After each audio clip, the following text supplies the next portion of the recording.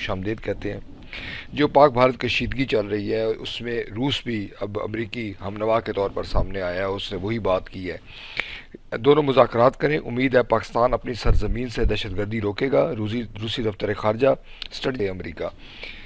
یہ بات امریکہ کہتا رہا، پھر اس کے بعد بنگلہ دیش کے حوالے سے بھی کہیں نہ کہیں سامنے آئی. اب روس کے حوالے سے کہا گیا ہے کہ اپنی سرزمین سے دہشت گردی کو روکیں.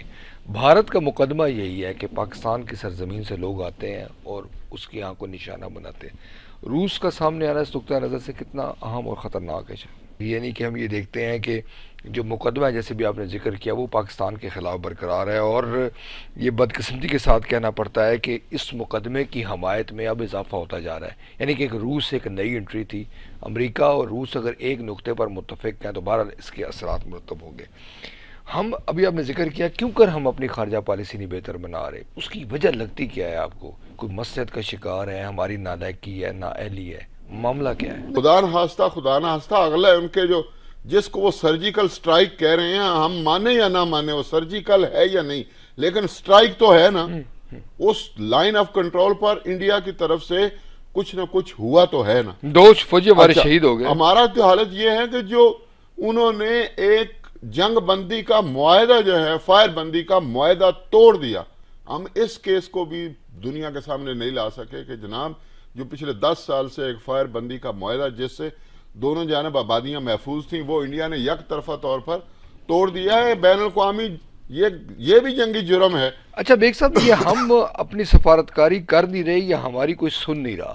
جیسے بھی حالات نظر آ رہے ہیں سارک کانفرنس کے حوالے سے آپ دیکھ لیں، روس کا سامنے آنا دیکھ لیں، اس سے تو ہمیں یوں لگتا یوں ہے، ایک امپریشن یوں ہے کہ ہم کہیں نہ کہیں تو ہماری ہلچل ہے مگر ہماری سن کوئی نہیں رہا. نہیں کہ پاکستان کے اوپر جو ایلیگیشنز ہیں کہ یہاں سے دہشت گرد جو ہے وہ وہاں پر جاتے ہیں، یا بقول انڈیا کے پوری دنیا میں دہشت گرد یہاں سے جاتے ہیں، تو اس میں صرف ایک ہمیں سچ بھی بولنا چاہیے، وہ یہ کہ ہم نے ڈپلومیٹیکلی سفارتی محاذ کے اوپر ہم نے وہ کوئی کوشش یا تگ و دو نہیں کی جس سے ہم پاکستان کا مقدمہ مؤثر طریقے سے پیش کر سکیں. ضرب عصب کے پس منظر اس کی نسبت بھارت نے اس پر بہت سارا کام کیا ہے.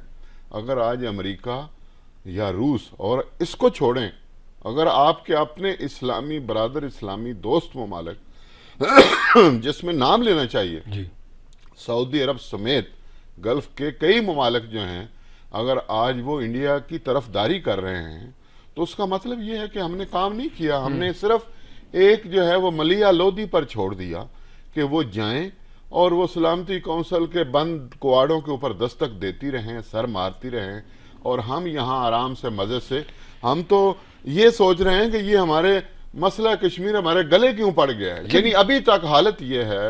ظہیر الدین بابر صاحب، اس قوم کے ساتھ ظلم دیکھیے، اور یہ بات سامنے آنی چاہیے کہ کل ابھی ایک P5 کنٹریز جو پاورز 5 ہیں ان کے ساتھ کل ان کے سفیروں کو بریفنگ دی گئی ہے، تو وزارت خارجہ جو تھی وہ پہلے 11 دن یا 10 دن جو ہے وہ کیا بیچ رہی تھی سر، کیا کر رہی تھی؟ اچھا بیگ راج صاحب، یہ معاملہ انتہائی حساس ہوتا جا رہا ہے.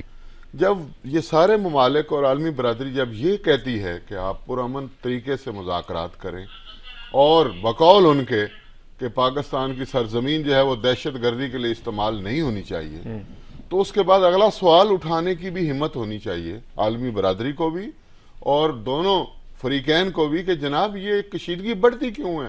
ہر 10 سال بعد، 5 سال بعد، 20 سال بعد جو ہے 4 جنگیں ہو چکی ہیں، اور اب جو ہے وہ انڈیا نے یہاں پر جو ہے باقاعدہ جارحیت کی ہے، اور اس وقت جو ہے وہ صورتحال یہ ہے کہ آئی ٹو آئی کانٹیکٹ فوجیں کھڑی ہیں، اور خدا نہ خواستہ کسی وقت بھی جھڑپیں بھی ہو چکے ہیں، کیجولٹی بھی ہو گئی ہیں، اور کچھ بہت بڑا بھی ہو سکتا ہے. تو اس کا سبب کیا ہے؟ تو دنیا کو پتا ہونا چاہیے کہ بون آف کنٹینشن لڑائی کی اور کشیدگی کی وجہ کیا ہے، اور وہ وجہ ان کو نظر آنی چاہیے کہ وہ وجہ کشمیر کے علاوہ اور کوئی نہیں ہے. اس لیے میں سمجھتا ہوں کہ یہ کشیدگی بڑی ہے. مجھے نہیں سمجھ آتی انڈیا کو اس کا کتنا فائدہ ہوا یا نقصان ہوا. کوئی جنگ ہم اگر لیٹ سپوز اللہ نہ کرے یہاں پر جنگ ہو، کوئی جنگ جیت بھی جائے، لیکن جب تک سفارتی سطح پر، سفارتی محاذ پر وہ جیت نہیں سکے، جیتتا نہیں ہے، اس وقت تک میدان جنگ کوئی اہمیت. آج کی دنیا میں میدان جنگ میں جیت کوئی اہمیت ہی نہیں رکھتی، بیگ یہ راج ساری صاحب پراپیگنڈے کی جنگ ہے سب۔ سارک کی جو کانفرنس ہے وہ ملتوی ہوگی، پاکستان نے باضابطہ اعلان کر دیا، نئی تاریخ کا اعلان جو ہے وہ جلد کیا جائے گا، اب یہ کہا جا رہا ہے نومبر میں ہوگی۔ بھوٹان، بنگلہ دیش، بھارت اور افغانستان، ان چاروں ممالک نے مشترکہ طور پر اس کا بائیکاٹ کیا، یعنی کہ ہم یہ کہہ سکتے ہیں کہ ہمارے جو پڑوسی ممالک ہیں وہ بھارت ہی نہیں بلکہ دیگر بھی ہم سے شکوے کر رہے ہیں، اور ہم اس کے لیے کچھ تیار نہیں ہے کہ ہم کیا کریں۔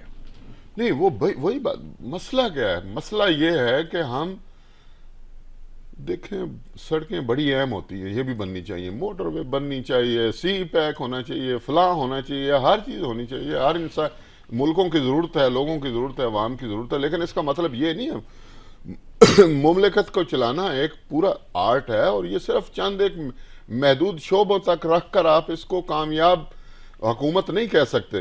تو ابھی بھی وقت ہے۔ اچھا بات یہ ہے کہ کچھ ابھی گیا نہیں ہے، یہ کشیدگی جو ہے یہ ابھی تو شروع ہوئی ہے۔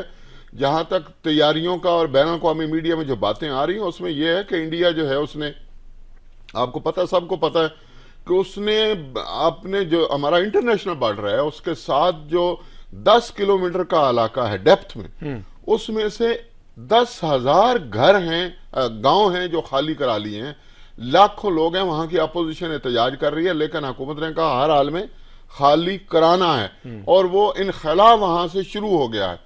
بھائی آنکھیں کھولو، وہ انخلا کیوں شروع ہوا ہے؟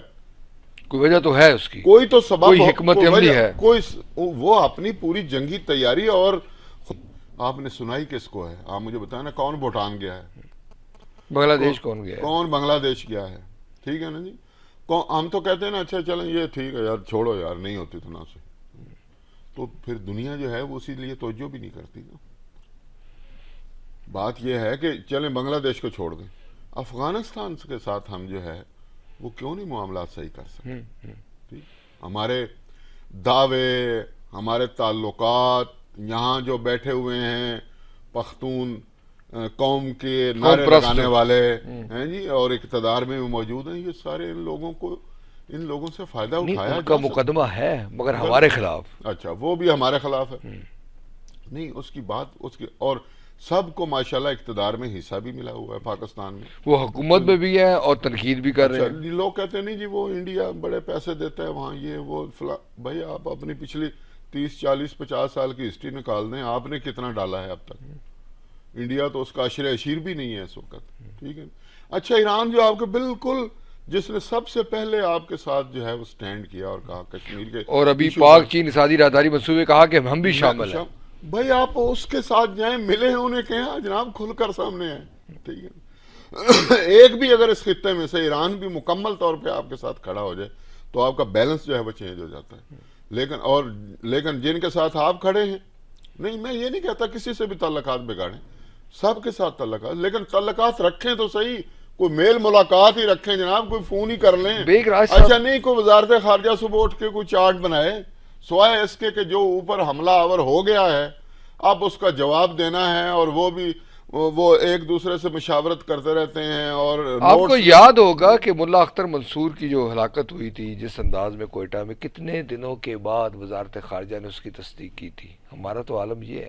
نہیں وزارت ہے پہلی، یہ لوگ، اب میں سمجھتا ہوں کہ شاید لوگ غلط کہتے تھے کہ جب سرتاج عزیز صاحب جو ہیں وہ اتنے سینئر آدمی ہیں تو وزیر خارجہ کی کیا ضرورت ہے، لیکن اب پتہ چلتا ہے کہ وزیر خارجہ جو کم از کم لوگوں کے ووٹ لے کر آیا ہوا ہو، پوری مسلم لیگ نون اور میاں نواز شریف صاحب کا پورا خاندان اور پوری فیملی جو ہے، ان کا ایک فلسفہ ہے، وہ فلسفہ صحیح ہو سکتا ہے، میں نہیں کہتا غلط ہے، ان کی اپنا رائے ہے ان کی، لیکن ان کا ایک فلسفہ ہے کہ ہم نے یہاں پر انڈیا کے ساتھ بگاڑنی نہیں ہے۔ بہت اچھا، ان کے اوپر الزام بھی لگ گیا، مودی کے جو یار ہے، یہ ہے وہ ہے وغیرہ وغیرہ، بہت کچھ ہو گیا، لیکن ان کا فلسفہ یہ، انہوں نے ووٹ بھی اسی بنیاد پر لیا تھا کہ ہم اس خطے میں امن قائم کریں گے اور مسئلہ کشمیر پرامن طریقے سے حل کریں گے، اور میاں صاحب نے اپنی آخری حد کی کوشش بھی کی، وہاں گئے وہ دہلی میں، اور وہاں جو اتنی پاکستان کو ضلالت اٹھانی پڑی، اور وہاں جو مودی کی باڈی لینگویج تھی اور جس طرح اس نے رسوا کیا،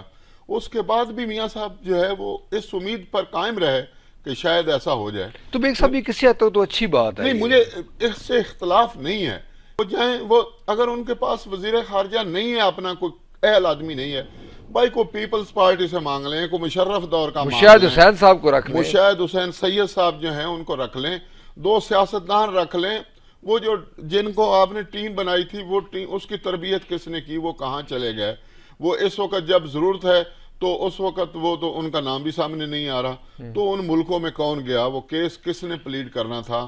ہماری اشک شوئی کے لیے کم از کم کر دیں سر، کم از کم اتنا ہی کر دیں کہ تاریخ میں یہ درج ہو جائے کہ صرف نواز شریف صاحب نے اشتہار نہیں دیا، یو این او کی دیکھ تقریر کی، بڑا لوگوں نے اپریشیٹ